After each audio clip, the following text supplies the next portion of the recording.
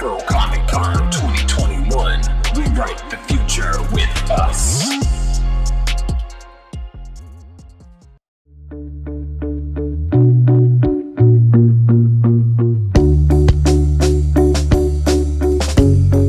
Hello, lovelies. It is at TeffyWonder here from the Head Nerds in Charge, coming at you guys from Afro Comic Con, and I am so excited. We're so pleased that Afro Comic Con is bringing Godfrey here, and they are going to let the HNIC interview him. So before we get into that, and I'm going to bring all my girlies in, I would just like to say, one, we would like to thank Afro Comic Con for bringing this amazing, bringing us this amazing opportunity to interview such a awesome, creative Black talent, as well as bringing amazing, funny truth to power to the community. And so I have my ladies here, but before I introduce them, I just would like to remind everyone that Afro Comic Con is a yearly event, and they have programs as well throughout the entire year. They are a non-profit organization that relies heavily on the donations of the community. So if you could, please donate to them, help support this wonderful, wonderful organization, you guys, because as we say every week on the Head Nerds in Charge, if you want to be the change you want to see in the world, you want to see more amazing Black faces like us, you have got to put your money where your mouth is. So make sure that you donate and support them. And I would love to get into it. So I'm going to introduce my lovely, lovely co-host as well, starting with LJ herself. What's up, darling? Wait, lovely co-host, was that a pun? Yeah. I know how much you like them. Yeah, I do love puns. But what's up, y'all? This is LJ the Great, your favorite friendly neighborhood queer, goddess of the eye, coming at you live in all the colors of the goddamn rainbow. As always, I'm so excited to be here. Godfrey has been like a staple of my childhood for a while. I hope I'm not aging him when I say that, but he don't mind. Hopefully he don't mind. Put him up there, like you old dick now player. But yes, no, this is me. It is I. And Shanae, so glad you could join us as well. I appreciate it. I am honored. Like LJ said, like I've been watching him on Comic View. I've been watching him. Like I remember when he first came out, when he was like even smaller. Like when I seen him come back out again, I was like, he got swole. Like even in the gym. But like, love it. I am just honored to have this opportunity, and just like, this is just dope. Like, please support this con. Like, look at this man right here. See, swole. Listen, and we got the man of the hour here. Healthy. Godfrey himself. Listen, they already gushed all over you, and I'm really? Yes, listen. I remember seeing you on Comedy Central Presents, the little 30-minute episodes. Yeah. And on I Love the 80s and the 70s and stuff. 70s and the 40s and the 20s. Listen. Your commentary was always fucking hilarious, bro. Oh my God. Wait, can we curse on this? Yeah, I think so. Cause I was just like, let's leave the cursing to him. God, let's leave the cursing to him. So we don't get paid to curse yet, so we can't. Nah, you guys cursed. You already did it. So we sincerely appreciate this. Literally, like this is amazing. Well, Afro Comic Con, Haley told me about it. I think it was last year. I was on it with actually Sinbad and his son. I hope Sinbad is recovering, and his son is like an animator, an illustrator. And so I was like, Afro Comic Con. I said, what the hell is that? I said, there's an Afro, because I mean, more Black people read comic books than white people, actually. A lot of my friends, because I was, I was older than you guys, but I was collecting comic books a long time ago when I was little. And, I had Uncanny X-Men. I had, Avengers. I did the Defenders, Submariner, all that. I had DC, I had Marvel. I mean, you know what I mean? And so I was like Afro Comic Con, and all my friends that were the comic experts were all the Black people. It was all the Black people. And we would run circles around all the white guys. Like we would be like, it's just like no different than Kung Fu movies. Black people know about Kung Fu movies more than anybody. Absolutely. You're talking about Shaw Brothers, Golden Harvest. I mean, I was watching 70s and 60s Kung Fu movies, the Chinese cinema. And every time I would talk about it amongst my white friends, I would run circles around them. But all the black dudes, we all knew each other. We said, Shaolin versus Llama. What? Yeah. Kid with the golden arm, right? Iron Monkey, you know? And so it's the same thing with comic books. You know, so many black people know about comic books. Like we go in, we know hardcore shit, and yet we're not represented. You know what I mean? In any of it. So that brings me to a question that I have for you, because like we're clearly the head nerds in charge. So we're like, we are nerdy, you know. So it's like I all love want to that. know I as want a t-shirt. You want merch? You get merch. Listen, I will rock that shit. Yes. We're You know, going to send because you a little care package then. The thing about me is I'm known for my t-shirt game. No one can really F with me on my t-shirt game. send us the PO box. We'll give you a And care that package. looks all that. really cool. Thank listen, you. we got wristbands out here, I stickers. like the font, the scrubbed font. I like that, you know, because it can stand for a lot of things. HNIC, you guys saw Lean On Me. Yes. Yes. That's I'm me. the head. There's only one boss in this place, and that's me. That's right. I'm the head and in charge. Listen. Everybody above a certain age is like HNIC, and then they see that it says nerds, and they're like, "Oh, okay." Every time, That's all the fantastic. white people, I have to side eye like the hell out of white people because they do a double take every time. I'm just like, "What you think it said? You said it in your head, didn't you? I know you did." Because they was like, "What's that? Oh, nerds. Oh, is that the only part that you saw, mother?" Yeah. So with that being said, do you have like a favorite fandom? Like I remember in Regular Black, you mentioned Harry Potter. Like, are you a Harry Potter fan? You know, yeah, I'm a big Harry Potter fan. I went to Universal with my friend like 3 years ago, and I went to the whole. It was weird because I was doing a show in Orlando, and this dude, some white dude, he's like a comedian. He goes, "Hey man, I'm a big fan. You mind if I do some time on your show?" I said, "Yeah, I'll let you do some time. Not a big deal, you know." And he went on stage, did his thing, and he says, "Hey man, by the way, are you a big Harry Potter fan?" I said, "Hell yeah." He goes, "Well, I'm the systems engineer for the Universal Harry Potter thing." He goes, "You can get it. I got you tickets. I'll hook you up. Thanks for letting me." I was like, "What?" Blessings, oh blessings, oh blessings. So we went to Harry Potter, and that thing is fantastic. And it was like, and then I went on a date with this one chick, this African-American chick, and her father was the head of the construction of Hogwarts. Wow. I was like, what is going on? And so I went, I hung out, Diagon Alley, the drag. I bought 2 wands. I was, hey man. Dual wielding the wands and shit. Harry Potter and my Spider-Man. Hufflepuff heart be still. So what house do you rep? Because this is going to determine if we're going to talk to you. Gryffindor. I'm always like, it's just like the first Dumbledore. He said, Gryffindor, 50 points for Gryffindor. Yeah, I like the first Dumbledore. I like the first Dumbledore. We all do. May he rest in peace. Yeah, rest in peace. I like the first one. That was my dude. But yeah, I am Gryffindor all day. You know what I'm saying? So I'll allow it. I guess. Are you Hufflepuff or something? Huffle gang. Huffle gang. You guys are Hufflepuff. I think it's Hufflepuff because it's a cute name. I am okay. So every time, but Gryffindor, they're the Yankees of Hogwarts. Okay? Yeah, they really are. Yeah, of course. I'm a Gryffindor, but it's not a lot of us out here. So I'd be like, yeah, I'm here. I'm here. Every time I take the quiz, I get a different answer, but it's only one of 2. I'm either Ravenclaw or Slytherin. But I claim Ravenclaw because that is like I can see that. Yeah, that matches like my personality. But if you with me, I could be a Slytherin. Well, I could be a Slytherin. I have a Ravenclaw robe that this chick, it's another awesome African-American chick that she gave me the Ravenclaw robe to borrow it. Because I do a character on my Instagram called Larry Potter. He doesn't have an accent. He's just like, yo, what's good? This is Larry Potter. You know what I mean? Trying to do my thing.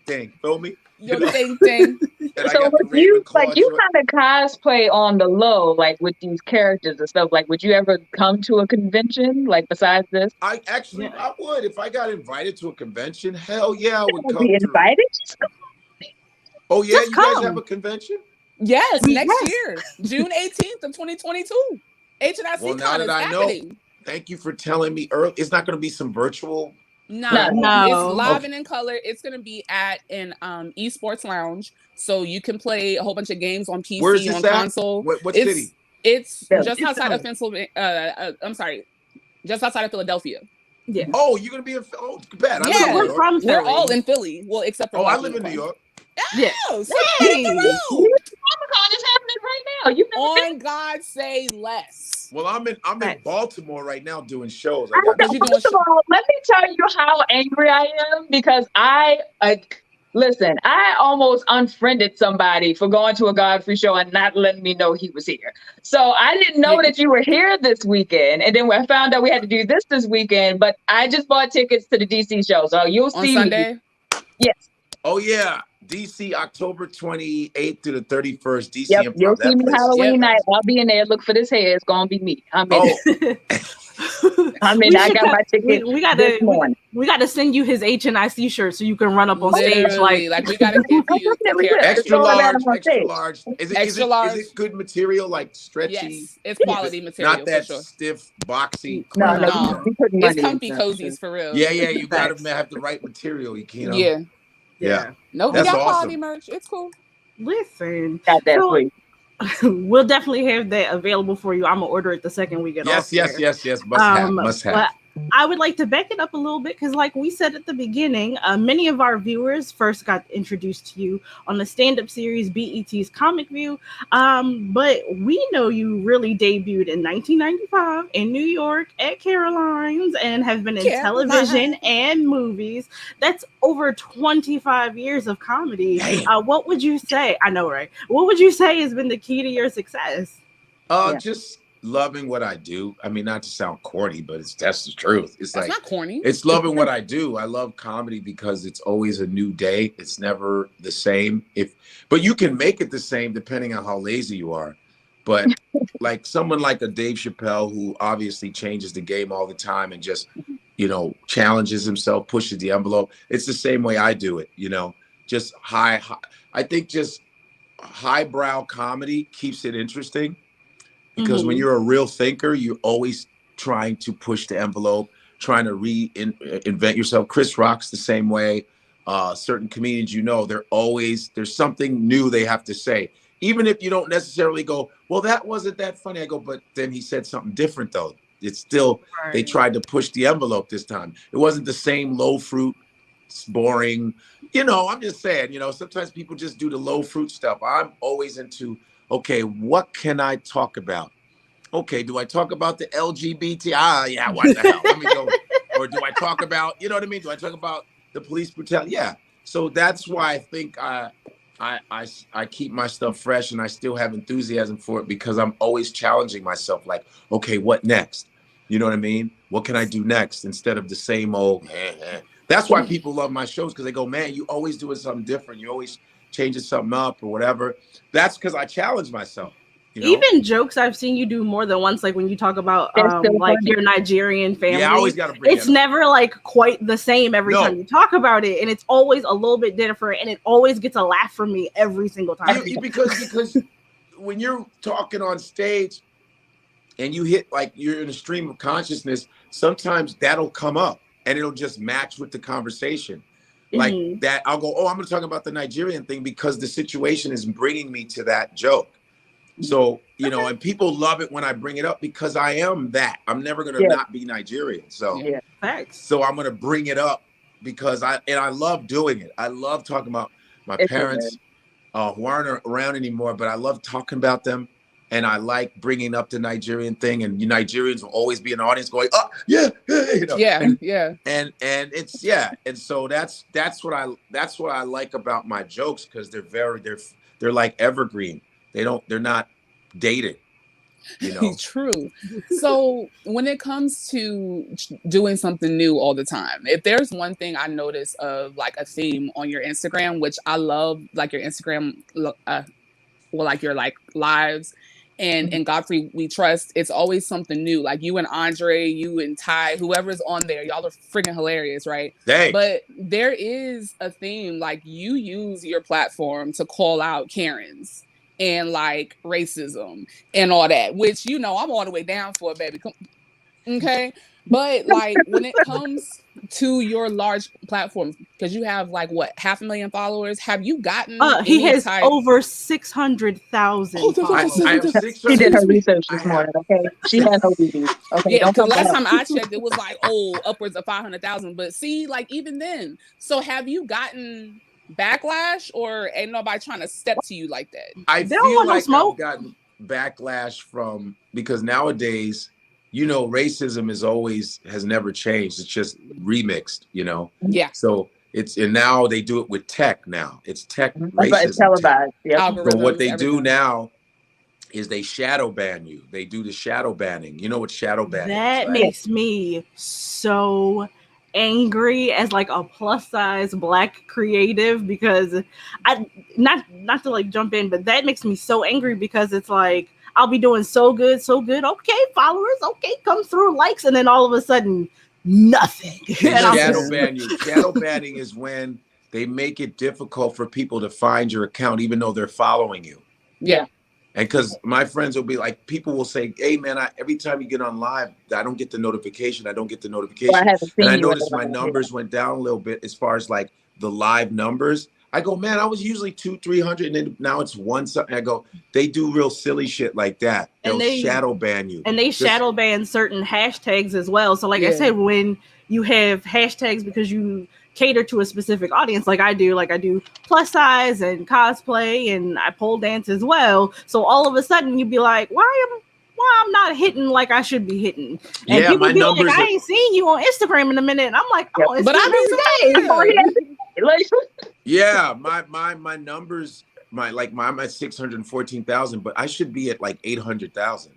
It's just I was surprised you were under a million. It's been Easy. sitting there for a long time, and I go, what is? And I see my numbers, like when I'll see new followers, I'm like 100 new followers, 100, and the numbers are still sitting there. I They're think still they're not doing moving, something to because of the stuff I say, and the stuff I'm saying is, see, when they say controversial, it's always about white people thinking it's controversial. That part. To us, it's not even controversial. We're just telling the truth. We're like, that's not controversial. It's controversial when they're upset at us calling them out. Yeah, because You know. at that point, like if you hollering, it's because you got hit. So how is that my Listen. problem to fix if you are getting hit? Because you know what I'm saying? Because like at the end of the day, if they see like, you know, a live or whatever, and you got that pipe, they like, oh, block. Like immediately, because they already know that you're about to call somebody out.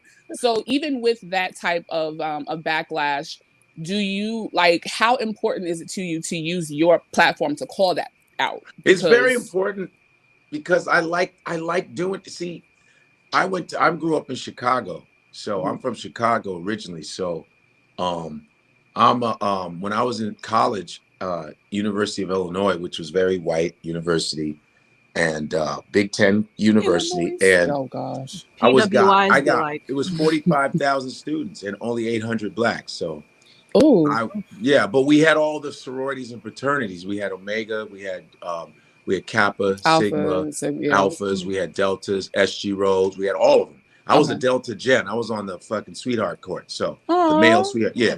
So, and I dated some Alpha Deltas and shit. So it's like, but I got real militant when I was in college, you know, very militant. I was, we had African American Cultural Center. We started studying a lot of African and African American history. Yeah, so we were, that was unbeknownst to the university, we did it on our own. We bought books from black bookstores and started our own book club. And that's how come I have a huge collection of African American stuff and my storage is in Queens. I have so many books. Yeah. And then I got real militant. So that's just the way I was. And then I would go see the minister when I was 18, 19. I'll go see the minister Farrakhan, when I was go see Savior's Day in Chicago. I would just go see him because I had friends in FO. And I started to, I started to really take on, you know, Malcolm X and all, James Baldwin, Toni Morrison, Gwendolyn Marcus Brooks, Garvey, Countee Bell Cullen. Hooks, I all was of them. that you know, I had a Black poetry literature class I took in the summer because I say I just want to take a class. I did that. I just, you know, and it was all, so when I started doing the comedy thing out of college, you know, after seeing Tommy Davidson came to my college and performed, Nice. and I showed him around campus. I showed him around campus with my friends. And then I was like motivated to really do this. And I said, because I was so outspoken in college, you know, I was a pre-med psych major, and Goodness. and so I'm Nigerian. What do you You got to be a No doctor. pressure. All my immigrant friends are like, you got to be a doctor or a scientist of some or- kind. Yes. Yeah. you know, that's like normal to us. It's like, Yeah. yeah. And so I was like, I was like, man, I think I'm gonna do this comedy thing. And then I started, you know, doing open mics in Chicago. That's when I met Bernie Mac, and he had open mic night. And it was me, Dion Cole, and D-Ray. All of us were doing the open mics at Bernie Mac's club. So, and so that's when I started incorporating a lot of my knowledge on stage. You know, but it took time to develop that shit. Yeah, first. because you can't just, hey, racism sucks. right. But then once you start to get and find your feeding and starting your footing in comedy, start getting comfortable. Then when I got to New York, that's when I really started to craft my shit out, you know, because I was doing, you know, in New York, you know, you do so much stage time, you start to go, oh shit, I'm starting to get better a little quicker. So it's time to really express yourself. So I started incorporating a lot of the stuff that I was learning and reading, and all that Farrakhan, Malcolm X shit, it comes in you. You start to incorporate it in a funny way. Yeah. And the boldness is from them. The Muhammad Ali, those are all my heroes. Ali and all the people that didn't give a damn. It was always about their people. So every time I'm on stage, it's always about us and our progression. And you know what I mean? It's always that. The way I perform, people know, oh, this dude loves his Black people. I go, yeah, but I love people, period. Yeah. But you're gonna respect us first. Before it's over, you're gonna know, oh, we need to respect that. We need to respect his culture. We need to respect Black people, Black whip, the whole. Yeah, I don't play. It's like, but I don't shove it down the throat of white people so they don't enjoy the show. I don't do that, because that's irresponsible. I always find that really funny about we call them the lacking melanation tribe. When they come to the Mayokins. Right. The Mayokins. The Mayokins. The lactation nation. Listen, you know what I'm saying, the Caucasian persuasion nation. When they come to the HNIC page, because we some of the stuff we say be a little wild, but we have to tell them, we're like, listen, this nerd stuff comes second, because we biggity Black over here. And what's the reason? And people go, what's the reason for it? I go, but here's the thing. I go, you guys started this bullshit. It's not, you started the whole race thing. We didn't do that. Yeah. You guys started it in around the 1500s. You started separating people by categorization so you can control people. You started it. And, you know, if someone says, why is it always about race? I go, yeah, you tell me, why is it always about race? You're the reason why we have a Black History Month. You're the reason why we have Ebony Magazine. You're the reason why we have historical Black. It's your fault. You didn't have to do that. If you just treated everybody equally, we wouldn't have to have Indigenous People Day. That's your fault. We wouldn't have to have Asian American History. Your fault. You know, why are you deflecting? And that's why we can't get anywhere, because it's just this constant cognitive dissonance. You don't know what the fuck we're talking about. Stop it.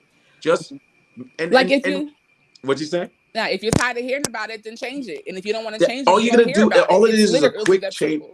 Just change your mind. It's, you know, we don't need a program. We don't need to go to a retreat. We don't need. That's your problem. You're always retreating. White people love retreats. No, they always retreat. That's their fucking problems. They're always retreating. Niggas, stay in the motherfucking mix and learn from there. You're gonna go to ayahuasca, take drugs in the forest, and then you come back holding your purse in an elevator. What the fuck was the purpose of the retreat? You learn You went nothing. all the way to ayahuasca, took drugs, and from going some on white dude who missions stole and it from stuff. some Native American, and you're like taking, and then you come back and you're still a fucking asshole. I mean, what was the purpose of that $2,000 retreat when you can change your life for free? It can do it for free, but you're so caught up in entitlement, and you're so entitled, and you can't see anybody progressing because you've been taught. And it's been ingrained in you that you're the best, even through your mediocrity.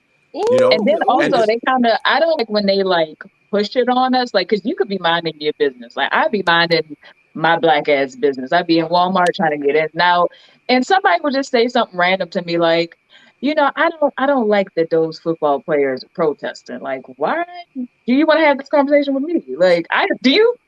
Yeah. I am not the person to have this conversation with. But it's like, why did you choose me of all people to try to rattle me today? You know what I mean? Because they lump us all together. So if they you have look like an a issue safe with one, black. yeah, that too. I am not. You're palatable. This hair You is know what I'm red as a saying? warning. Like, don't come over here. So Leave me alone. Come on now. Go ahead, Joanne. So well, actually, if you could just, I just want to hop in. One, I'd like to say that's why we have things like Afro Comic Con and Blurred Con and HNIC Con next year, because we don't have a lot of spaces. One, we don't have a lot of space, and two, calling them out is only, I feel like it's like a twofold problem. Like calling them out, yes, should 100% calling people out. Some white guy at my job printed out an article, a 3-page article on melanin, and put it on my desk because he didn't know what it meant, and I had a t-shirt that said melanin on it.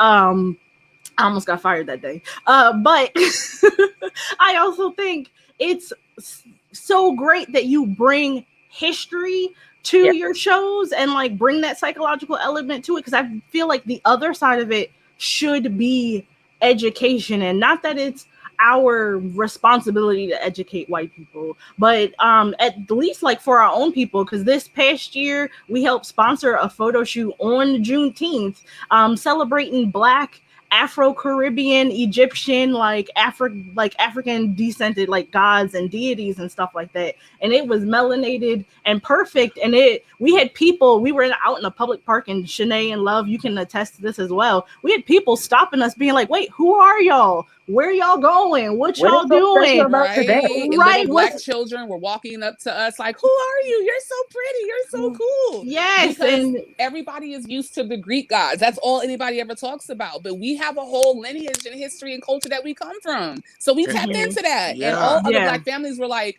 thank you, because I'm sick of the other shit. Wasn't it like a Nigerian cookout, like at the same time? Yo, it was like thank you. They was awesome. They was out there with their headdresses on, and I made like an Egyptian sun disk headdress to go. And that's so funny, because all of the Greeks learned from Africa. They took all their philosophies from Africa. Aesop's fable, all that shit was African. They studied in Africa. Aristotle. What's his other name? Even the founding fathers was getting like math and arithmetic from Middle Eastern and North African. It was all African philosophy, Egyptian philosophy. Yeah. And like even with like the story for DC Comics, the story of Superman is Egyptian. The whole shit is Egyptian from you know what I mean. Offset is Supergirl. Offset is Supergirl. El Khalil is about what's his name? Cyrus. It's all the same. It's the same exact story. It's all African. Yeah. You know, it's no different than the Lone Ranger. It's a Black dude named Bass Reeves. I mean, the Lone Ranger is based on a Black cowboy. Like it's like I don't know what it is, but they just take everything. I mean, I don't, and I'm not. It's not like a condemnation. It's just like you find out and you're so upset because you go, wait a minute. You mean to tell me you thought she was the best, and this was our shit, and you couldn't even make up your own recognition that they get, you know. So it's like when you find out, like, well, why wasn't this recognized? Because this is great. TikTok is literally white people stealing Black people stuff. Black people like shit. The entire platform. It's like that's all they do is they wait on us as they make fun of us. Because when you make fun of, to me, if you're making fun of a people that you don't know, that haven't bothered you, then you're making fun of them. You know what I mean? And I'm not. It's not like a condemnation. It's just it's like you find out and you're so upset. Yeah. Because you go, wait a minute. You mean to tell me you thought she was the best, and you couldn't even make up your own shit. You know, it's like that's all they do is they wait on us as they make fun of us, because when you make fun of, to me, if you're making fun of a people that you don't know, that haven't bothered you, there's got to be a jealousy. It has to be. Absolutely. For you, it's like the pretty girl that everyone hates. The girls want to beat her up, and she hasn't done anything to anybody, because they know she has all these great attributes, and they're so ugly inside and outside, and they hate themselves that they have to make themselves feel better by like shitting on us, making fun, but then everybody's getting lips and asses and all the, you know what I mean? BBLs is taking over. But it's scary because pants. the jealousy is turning into hate, and they want to take our lives. Sometimes they want to kill us because they're so jealous of us that it turns into a hatred thing. Like when the Spider-Verse came out, which was fantastic.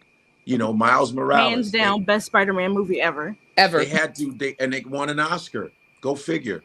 And you know, they made him an Afro-Latino, Miles Morales. So they wanted to kill two birds with one stone because they couldn't see themselves actually doing a separate Latino Spider-Man.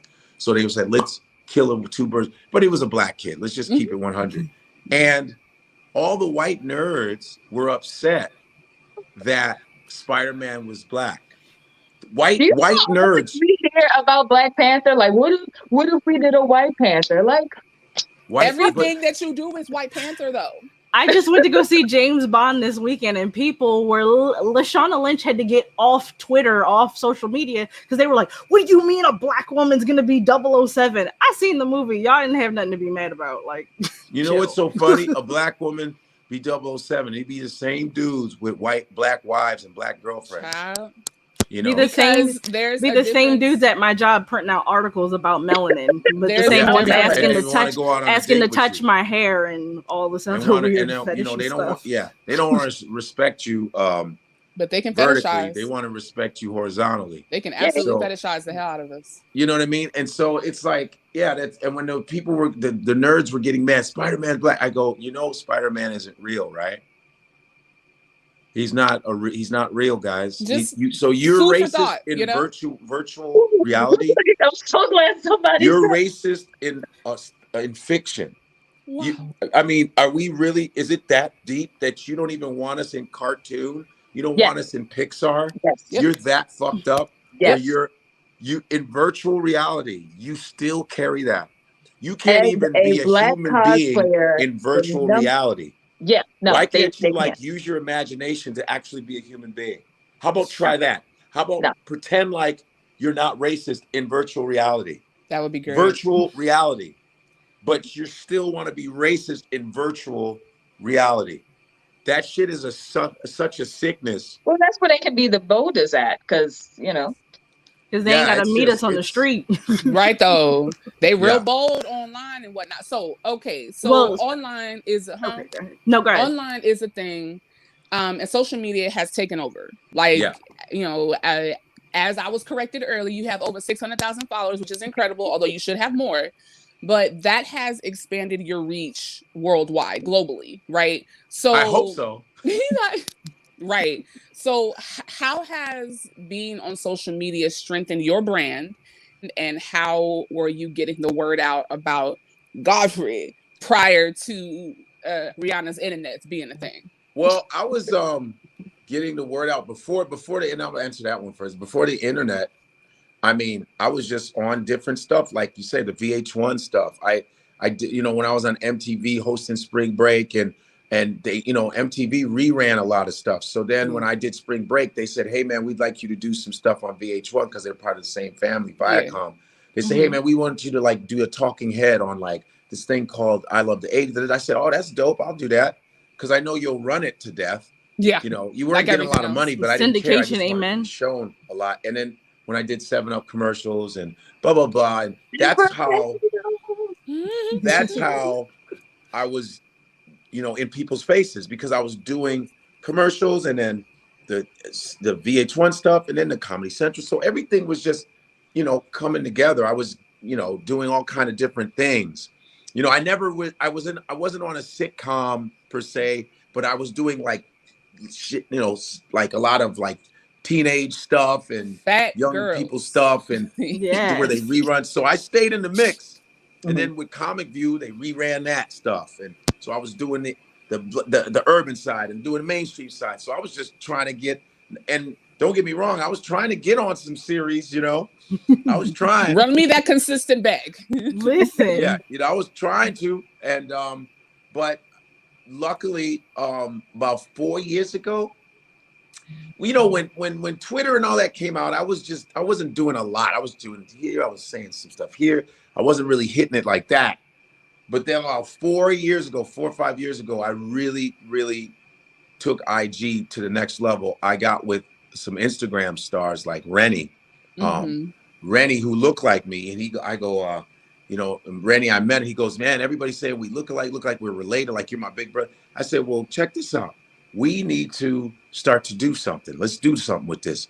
So I got with him, and once I started doing sketches with Rennie, that's when my numbers started to really start to grow. And he was showing me, this is what you need to do, man, blah, blah, blah. I said, damn. So we had an ongoing theme. Like they thought that he was my son, da. So we just kept that going. That started to get big. Then he introduced me to King Batch. Wait, so he's not your son? What? Nah, I had that right. See, he's Haitian. Haitian. Rennie is Haitian. So Good job. He really does look like you, though. Yeah, Sorry. he does. He does. And so from there, he introduced me to King Batch. King Batch was like, dude, Godfrey, we got to do something. King Batch comes to New York. We start doing sketches. My numbers go up some more. Yeah. Now I'm in the mix with all these other like the Vine influencers. stars and the YouTubers and all that. Yeah. So now I'm starting to reach another demographic, because when I started traveling, I was in Montreal. Everyone's like, oh, you the dude that does the Rennie stuff. And I was like, wow, this stuff is really working. Yeah. And so it became like an obsession, which is that, and that's why I go, it's a job now. Yeah. Because I go, I got to do another video. I got to do this. And now I started to turn the video to myself. Once I started getting in the mix and my stuff was going viral, I said, okay, now I'm going to be able to do political statements through characters, do impersonations. You know, I balance it. I do goofy shit. I try to do political shit. If I think it's right for me, I'll do it. I'll go, let me talk about this situation. Using the British character with the pipe, I thought of an idea. I said, oh, well, let me go get a pipe. That'll be better, because we're fascinated by accents, and you can convey stuff when you have an accent. Because, you know, when Black people are complaining, the rah-rah, no one wants to hear the rah-rah sometimes. People get mad. That's why cops sometimes shoot Black men, because when you go, yo, what I do, man? I didn't do nothing. And they pop out, you know, that's what they don't want to hear. But I figure if you go, hello, everyone, Godfrey here, blah, blah, that soothes people. Immediately. You know, a Black person with a British accent, that's why they love Black British actors, because I think they just want to hear that accent. Yeah. I mean, there's plenty of Black actors. But it sounds good in accent. Yeah. Right. There's plenty of Black actors that can play these roles, American, but sometimes I think some white people just want to hear that British accent from a Black person. It makes them, sometimes I swear to God, white people pick people that soothe them. More like than colorism, like the lighter you are, the more comfortable white people feel being around you. Lighter. It's see, I would love to say that there's colorism in Hollywood, but it's not really that. There's colorism amongst us, because dark-skinned people are killing it in Hollywood. I mean, you got Viola Davis, they treat Black people equally, light or dark. Doesn't matter. It's us who are the worst as far as colorism. White with videos, it's all light-skinned women. It's the rappers that do that shit. It's the, you know what I mean? But as far as like complexions, Black people of all complexions are killing it in Hollywood. I'm talking about the ones that are successful. You got Samuel Jackson, you got Viola Davis, you got Will. There's so many. Nobody light skin is running to Hollywood. That's bullshit. Because you got Don Cheadle, you got Dan Kalu, you got the Nigerian actors, you got dark, light, browns, Winston Duke, and Lupita. It's just they just see us as Black now, because white folks know the complexion scheme now. Yeah, they know what mixed looks like. They know what albinos look like. They know what the Black schematic is. The full spectrum. Because they're having kids with Black women and Black men, so they know. They see it. They go, oh yeah, that's a mix. That's what mixed looks like. Sorry to say that, but you know, when you start mixing, you start to get, oh, they're Black, even though they're half. That's what, you know, they're figuring. Yeah. Because back in the day, there was a time when, you know how the Black people that passed in the early 20s, They got a But whole you- movie coming out about that No, now called Passing. it was a brown paper bag, right? Like you Well, had that to was use the for paper some bag of, thing. that was for some of the black societies, the blue vein societies that wouldn't Oh, let yeah. dark-skinned people in there.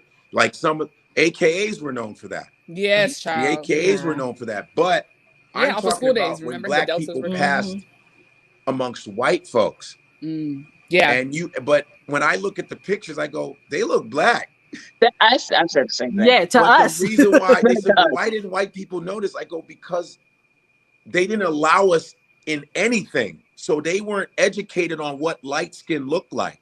That's why they were like, oh yeah, you look white, because they weren't around black people, unless it was some Serbian shit. They just didn't allow us in anything. Whites only, whites only, whites only. So they didn't intermingle. But nowadays, white people they're around light-skinned black people, dark-skinned black people, mixed black people. So they, it's a visual thing, visual education.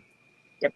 That's just my theory. He's all like, look, I don't know shit. I'm just employed by the establishment, but I have Allegedly, my theory. Right. I love how Shanae's like allegedly, like just in case I'm wrong, Allegedly. y'all not Right? gonna come back at me. Yeah, in case I'm wrong, it's just what I think. But the social media has the brand. I got Nas sent me a DM. Nas, Lenny Kravitz.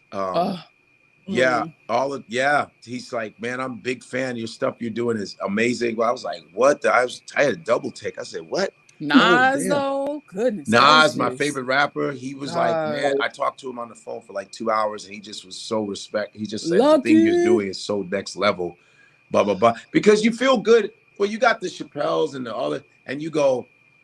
And when people say, man, you're just as dope, dude, it's just a matter of branding, and you know what I'm saying? They like me.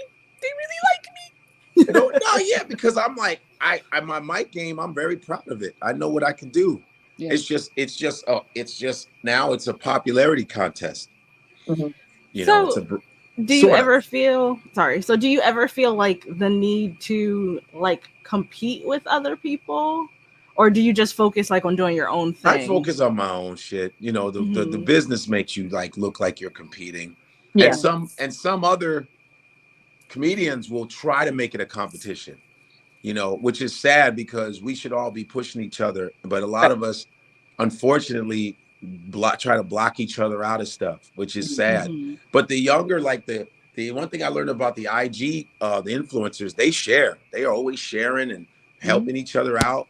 And I was like, because the way they were helping me out, I said, you guys just, man, everybody got big numbers. Everybody's eating, man. So you couldn't even say that like Rennie was like following in your footsteps, because you were kind of like following in his in a way. I was following his, and then when he started trying to do comedy, he would just like following mine. Gotcha. So we were just learning from each other, like, and it was just not a big deal. Like, yeah, let me help you with this. But my generation, it's all like, I don't want to give anybody anything. Yeah. I don't want to share with nobody. Nope. Yeah. It's sad. But one thing I give credit to the white comics is they're always collaborating with each other. Always. They're always collaborating with each other. With I feel us, like it's the need to compete, because everybody has something different. Like off the top of my head, I can think of, like you said, the Nigerian jokes, like the one where you're like, you had a friend, I forgot what like nationality the friend was, but your dad is like, but then you're going to die, and who is going to pay for it? Like those are the things that I think of. You know what I mean? Like that's Godfrey's thing, and that's Kevin Hart's thing. He might talk about being short, and you know what I mean? So it's like, it's no need to compete, And I don't want to say that all of us, like, there's some that are actually, they help out each other, which is good. But it's like, even if it's not, you don't know the comedian, there should be at least a moral support and going, our struggle. Let's all support each other, respect each other's creativity. Don't steal somebody else's shit and act like it's yours, which is a problem too. I saw a rant about that on your IG. You was going off. You was going the fuck off. Because my friend David Arnold, if you don't know David Arnold, who does a lot of great stuff with his wife and his kids, some guy took his whole bit and he compared it. And Dave's my friend. So I said, this is a good excuse for me to talk about joke thieves. So I hate joke thieves. I think they're an abomination. I think they're a cancer to comedy. The fact that you will take listen, stealing, come on. Let's be real. The inventions of America were stolen from black folks, So I just hate it. It's just like not fair. Someone works so hard, painstaking hours to get something right, and then here you come because you're a depraved piece of shit. Oof. And you just come and go, oh, let me do that. I just don't like that. You know, I love originality. I rather somebody do terrible on stage by doing original shit than killing with someone else's stuff. That's just how I feel, you know. And they might not even kill it because they might not have the cadence, the comedic timing. Like sometimes they don't, but sometimes they do. That's how good the joke is. Sometimes too. Yeah. You be like, damn, you know. But yeah, like sometimes some stuff is just funny, and it's like you don't need to steal it. Just be funny, like dang. But it's desperation. People get desperate. It's no different than creating shows.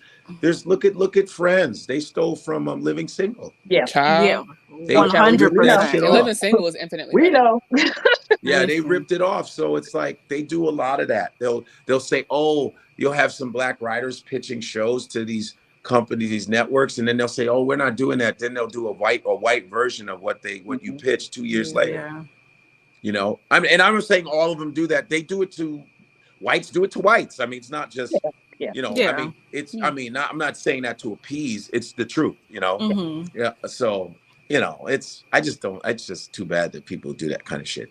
But there are great minds that think alike. Sometimes you come around with the same kind of joke. Yeah, which is fine. But you know when someone stole your shit.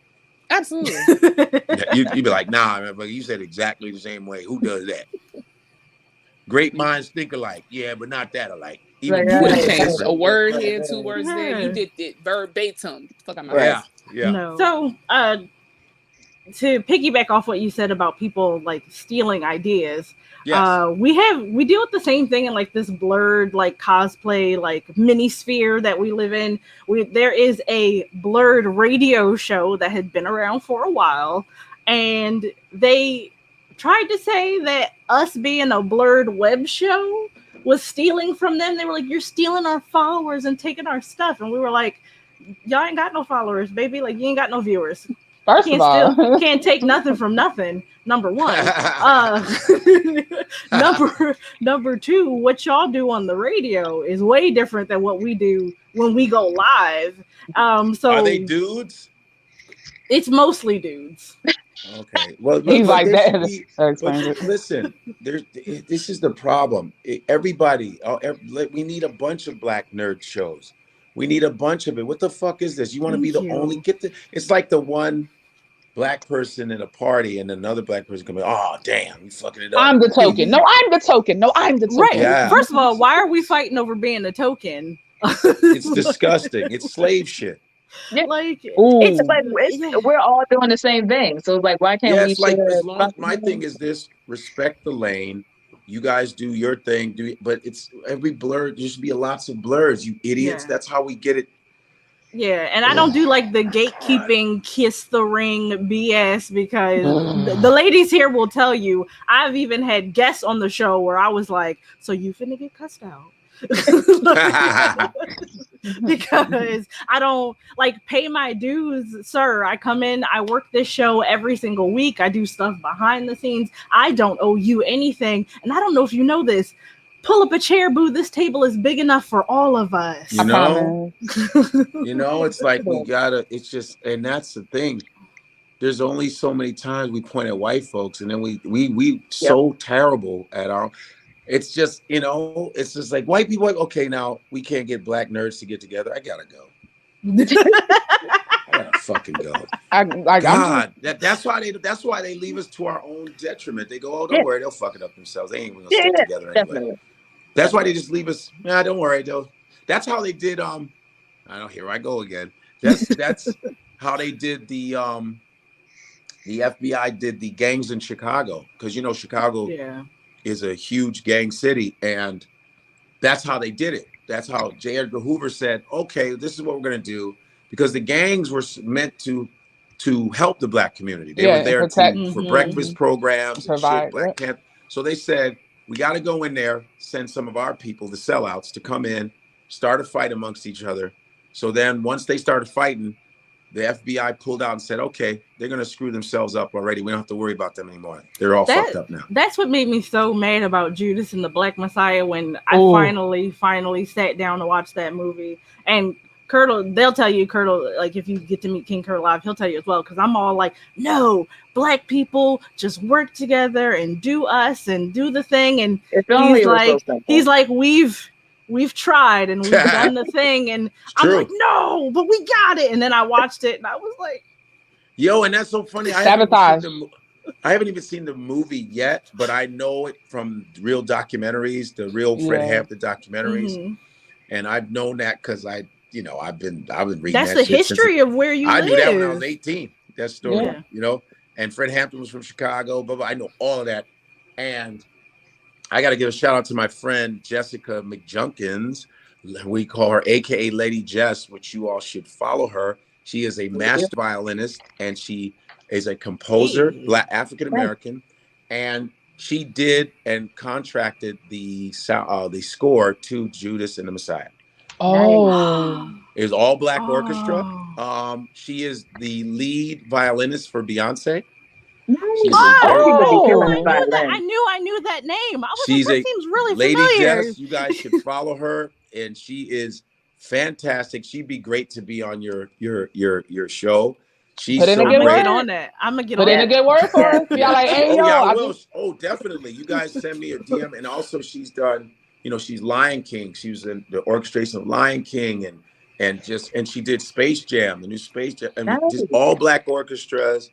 She's been on my podcast. You guys need to come on my podcast. Yeah. Can we please? Yeah. You guys, oh my God. We can Zoom it. I mean, whatever. You guys, let's see. Right. I would say I don't care because I have to Zoom this week because I'm doing Nick Cannon's Wildin' Out again. Yes. This week. So we're going to be in a bubble in Jersey. So he's doing it in Jersey because he has a daytime talk show now.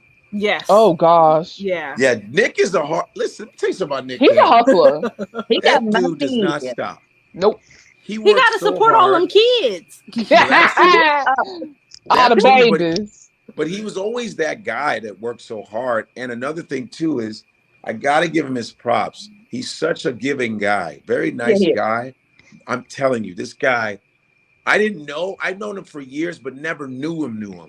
Just in passing. What's up, man? What's up? But just I did Wildin' Out last season. This season that's running now, I did that in June. And just being around him and doing Cannon's cast. I did Cannon's class, his podcast. I also helped him complete the Dr. Sebi documentary. Nice. Which I'm on. And of course you are. and yeah, he called me to do it. And he goes, and just to watch him, I'm glad that he apologized to the Jewish community and got that all straight because he needed to do that because he hires so many African Americans, like makeup artists, wardrobe, producer, and he's very important to that. He puts his money where his mouth is. Yeah. He really does. To be in the Nick Cannon world, you just go, oh, this guy is not playing. He's a real boss, man. And he's a good guy. He's not this arrogant. He's just not. Seems like it. He does. And he's raised by his dad. I met his dad last week. Dad is just this distinguishable looking Shaft, Richard Roundtree. Dang, yeah, bro. really. Like he's raised right. He's just a good dude. You know what I mean? And he's honest with himself. Like, yeah, I got a bunch of kids. That's why I'm working hard. I'm trying to have a legacy. Nice. That's dope. But other than that, he's just a good guy. He's just a great guy, man. Talented, dope dude, period. Well, we will absolutely be on In Godfrey We Trust because yes, you guys should be on it. Crossed off bucket list items. So I mean, I think we can do it I think we can do it in the next day or two. Amen. Say the word, in the place, let us know, send us a link, do all that stuff. We'll send you a link. Kurt gonna kill us. I'm going to send you guys a link. You guys send me your information. Of course. You guys' number and DMs right after this, and then we can make it happen. Shout out to Afro Comic Con, bringing Black talent together. This is so amazing. Like, listen, this is why we need all this collective response. And I have another, and I have another guy too. I think one of my writing partners, he is creating a black superhero comic book right now. He's completing that, and his name is Keenan Floyd Thompson, and he is you know Keenan Floyd? No, sorry, not Keenan Thompson. I thought I heard Thompson, and I was like, oh my God. I was like, I don't think Floyd is his middle name. Keenan Jerome Floyd. Jerome Floyd, okay. I know about 3 Keenans. It's so ridiculous. Yeah. But he's a writer, and he does Afrofuturistic stuff. Yeah. And he's a guy that'd probably be good. You guys can talk to him too. It's just like we gotta bring these people up, shine light on these people. Yeah, that's actually the theme of our next Juneteenth photo shoot, which is going to be happening at HNIC Con next year. So just saying, just gonna put that little tidbit out there. Okay. Yeah. Cool. So also Afrofuturism. So Afro Comic-Con's theme has always been Afrofuturism, creating and highlighting stories that envision a liberated future for Black and brown folks. What does Afrofuturism look like to you? No pressure. Yeah. Bringing it back to the Black Afrofuturism for me is just, man, it's just, I mean, I think we are the future. I mean, it's about all of us being on the same page as far as what we need to do and I don't want to sound corny, as a people, we have to, Caribbeans, Afro-Latinos, African-Americans, Africans, we all have to be on the same page. We're not different. We are the same. We come from the same cloth. We're all struggling the same way. Everybody around the world, they don't like us. None of us. Everybody's hated. So when Africans come and make fun of African-Americans, when Afro-Latinos come, what are you doing? Once we get out of our own quagmire of foolishness and hatred amongst each other, that's the Afrofuturism for me, because that's what we got to get over. Because it doesn't matter what technology does, whatever, because as much as technology is advancing, how come we're not advancing? Because we're not cohesive. Yeah, so we got the collective devices. Yeah, divisiveness only serves the oppressor, and it would be in everybody's best interest to just bond together, because like you said, we are so much more the same than we ever have been different. Yeah, Afrofuturism is our cohesiveness. That's why they don't think it'll ever happen, because they know we don't stick together. And once we stick together, it's a wrap. When we Voltron, it's over. Game it's a whole ass wrap. Game over. This why we partnering with Afro Comic-Con and going to like Blurred Con. I'd love to go to Wakanda Con as well. But that's why we need each other, because if we want this vision to ever come to life, we have to put in the work and reach across the aisle and be like, hey, what you doing is dope, and I want to be a part of it. That's it. The petty shit has to stay. There's nothing wrong crabs in a barrel mentality. It's normal to be, argue over. That's normal. But I don't like that crabs in a barrel thing. You argue so hard where the whole thing is destroyed. That's foolish. No, but see, everybody argues about crabs in a barrel, but the problem is a barrel is not a crab's natural habitat. Right. That part. We were put into the barrel. Right. We shouldn't be talking about how we fighting over a barrel. No. Tip the fucking barrel over. Excuse me, I didn't mean to curse. But tip the barrel over. Let us go back home. Get back on the beach. Who put us in the barrel in the first place? Go after that. Be in the sea. We're in the sea. Crabs in the sea. We argue, but there's enough room. Exactly. Yeah. So wait, you guys are all from Philly or no? So I am from Philly. I'm originally from South Texas, but I live in Philly. I've been in Philly for the last 2 years. Okay. I am from, my family's from North Carolina, but I am in Baltimore. Baltimore. Cool. Nice. Yeah, there we go. I'm from Philly. My dad was pretty much born and raised here. My mom is from South Jersey, but she lived in Philly like most of her life as well. Cool. Yeah, there we go. Yeah. So that's what's up. All over the place. That's what's up. Yeah. That's but the show so is. I look forward to. I hope that this just gets better and better. You know what I mean? You know what I'm saying? 'Cause it has to. I'm like, Afro Comic Con, that should be huge. That should be a no-brainer. Like, Listen, it'll be huge next year in person because we're gonna be in that thing. yes. Period. We're definitely gonna be there. Yeah. Funding should be like, oh, what? Yeah, like boom, like it should be enough thing. I don't, Okay. Yes. So we are gonna get ready to wrap up. Okay. Because Hallie has to go, and I don't want to make her leave. Yes, this was great. Thank you guys, and No, we thank gotta you. make this happen in the next day or two. I think we could. Yeah, let's just nail it. No, 100%. So just to reiterate the point that we made earlier, Afro Comic Con, not only are they a once a year Comic Con, but they have events all throughout the year, and they are a nonprofit organization that relies heavily on the donations of others. So if you could, please go to their page, go to their website, follow them on all platforms. Make sure you guys donate, put your money where your mouth is. So it's afrocomiccon.com or something? I believe so. Yeah. I believe so, but they are at Afro Comic Con on Instagram and on Twitter. You can follow them there. I'll try to make sure I mention on my lives and stuff. Okay. Afro Comic Con, because that needs to be. It's afrocomiccon.org. .org. Yes. ORG. Okay. Yes. .org, because that needs to be dope. Like, what are we doing? Like, so, come on. And speaking of your lives, Godfrey, tell everybody where they can follow you.